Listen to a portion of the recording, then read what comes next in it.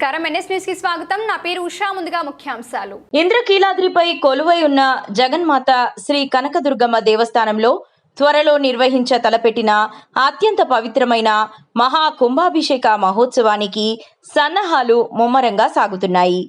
ఈ మహత్తర ఆధ్యాత్మిక కార్యక్రమానికి కాంచి కామకోటి పీఠాధిపతులను ఆహ్వానించేందుకు దుర్గగుడి చైర్మన్ బొర్రా రాధాకృష్ణ మరియు ఆలయ కార్యనిర్వహణ అధికారి వికే సీనా నాయక్ నేడు కంచి పుణ్యక్షేత్రానికి వెళ్లారు.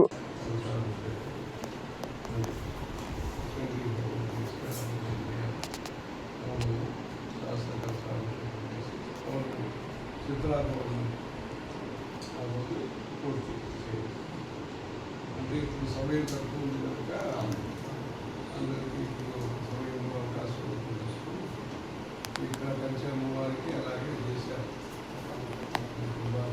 చేసి 45 రోజులు అభిషేకం చేశారు. లోక కార్యక్రమం మండలాభిషేకం అది ఇప్పుడే దాన్ని కూడా కలిసి రేపు వెళ్ళినప్పుడు అది అనౌన్స్ చేసేస్తే ఒక్కొక్క రోజు ఒక్కొక్క కుటుంబం తరఫున చేస్తారు. వాళ్ళకి ప్రసాదాలు అవి కూడా చేస్తే ఆ రోజు మంచి ఘనంగా మేము కుటుంబాన్ని కూర్చోబెట్టి ఈ మంటపాలు ఉంటాయి, ఈ సభలన్నీ చేస్తుంటారు. పెద్ద సభలను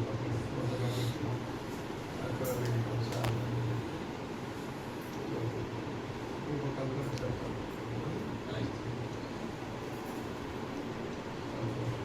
అమ్మవారి కోసం చేసుకొచ్చారు.